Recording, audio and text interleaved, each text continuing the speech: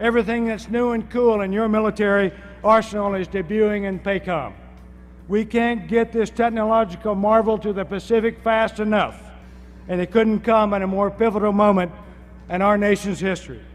Zumwalt will play a heavy role in giving us the clear edge in these challenges. We must continue to develop and field combat power like this ship to defend the U.S. homeland and the homeland of our allies. Indeed, it's fitting that Zumwalt's motto is Pax Propter Vim, Latin for peace through power. The technology in Zumwalt's unique hull and the ingenuity of her stalwart crew are powerful guarantors of peace. They are the embodiment of America's determined will. After I visited DDG 1000 when she was being built, I said if Batman had a ship, it would be the USS Zumwalt.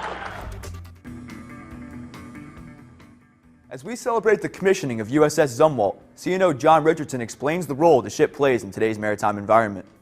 I will tell you, it is not a day of celebration for everybody.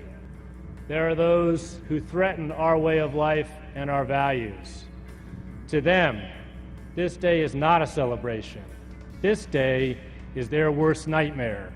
This ship is ready to move us forward, defend our nation for decades to come. That crew, they're more than ready.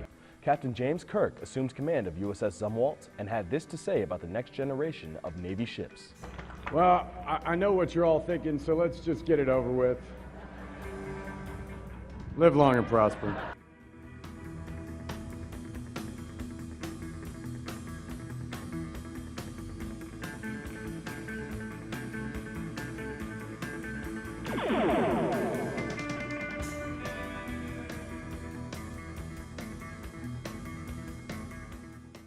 Captain's log supplemental.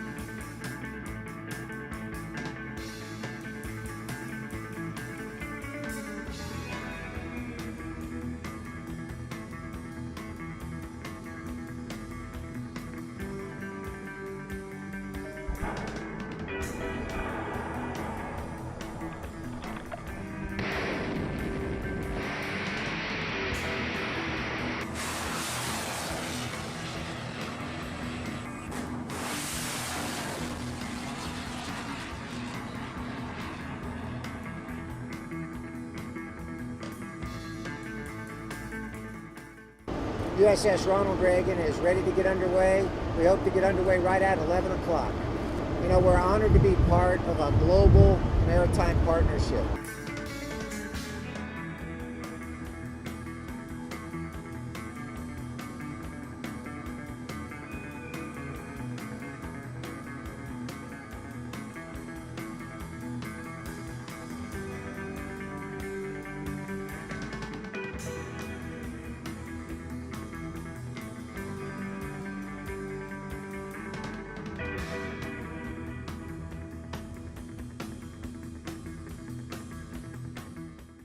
USS Ronald Reagan, flagship of Carrier Strike Group 5, with embarked Carrier Air Wing 5 and Desron 15, just completed exercise Keen Sword 2017, a bilateral field training exercise designed to enhance combat readiness and interoperability between U.S. and Japanese forces. We operate with the Japanese Self-Defense Force 365 days a year. We have an incredibly close relationship with them. They're one of our closest allies worldwide. But to have the unique opportunity and the focus that Keen Sword provides really allows us to go in and validate our capabilities. It's really exciting to get that feedback as warfighters to know that we're truly ready if anything happens. Keen Sword is the latest in a series of exercises since 1986, designed to strengthen the Japan-U.S. alliance. Sir, thank you very much. Thank you for coming out.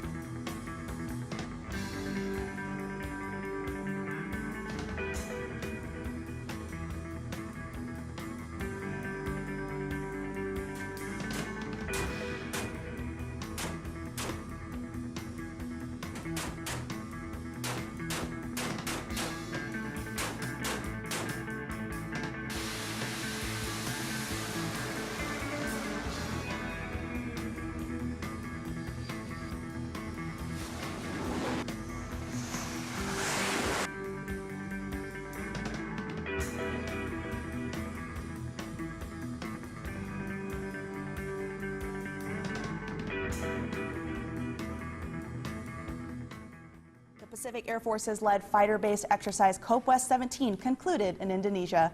The exercise focused on basic fighter maneuvering, offensive anti-air warfare, and active air defense to increase situational readiness, knowledge, and partnership between the U.S. and Indonesia.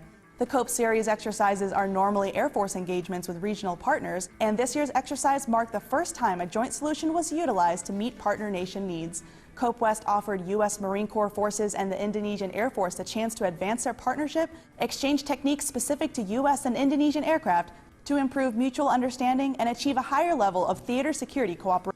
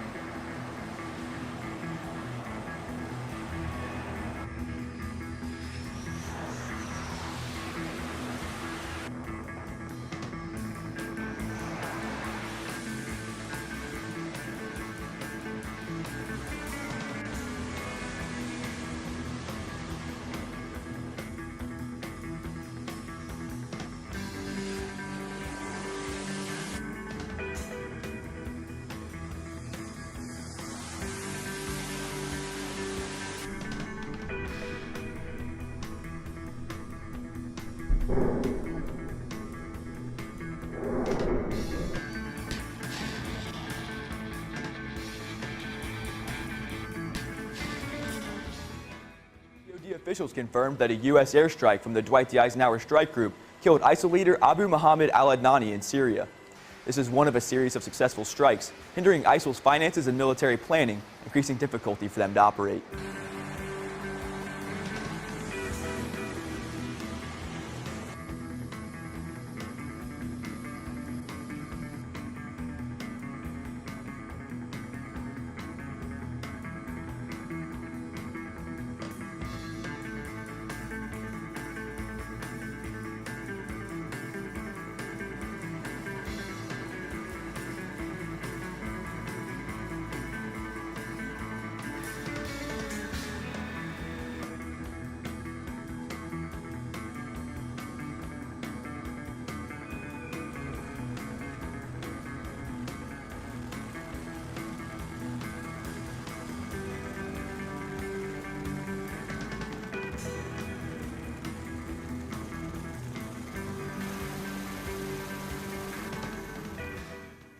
Ships and aircraft assigned to both aircraft carrier strike groups began coordinating operations in international waters. The strike groups practice war-fighting techniques which could be used in modern conflict.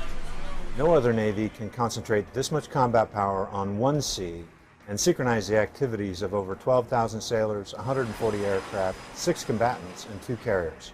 It was a truly impressive sight, and it's an important operational capability. Air defense drills, surveillance, air combat training, and long-range strikes were a handful of the combined exercises. U.S. Navy aircraft carriers have conducted dual carrier operations in the Western Pacific, including the South China Sea, East China Sea, and Philippine Sea, for several years, and task force commanders expect to continue these evolutions, supporting security and stability in the Indo-Asia Pacific for years to come. This small Pacific island, accessed only by military aircraft, may look picturesque, but this is no vacation spot. Iwato, formerly known as Iwo Jima and located roughly 750 miles south of the Japanese mainland, is where in 1945, American and Japanese forces battled for control over the island and its vital airfields. Iwoto is our temporary facility while we await the identification of a permanent facility here in Japan for field carrier landing practice. We've been using it for many years. It gives us an authentic replication of the environment out at the ship. Again, it gives us very good training for our operations in the carrier qualification and then shipboard operations. The majority of aircraft you'll see out there with American markings on them will be the Super Hornets from Carrier Air Wing 5. That includes the Echo, Fox, and Golf model, so the fighters and the jammers. They'll be out there again for about 10 days as the squadrons rotate through their training. Aside from practicing during the day, pilots also train at night as part of their training routine.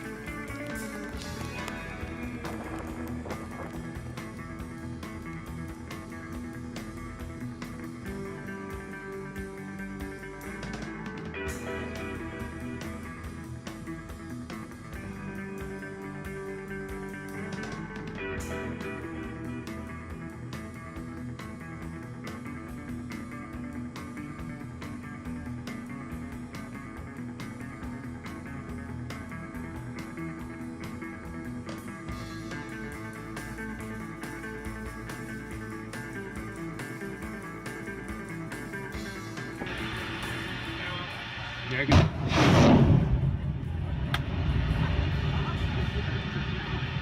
Bird away. Birds away.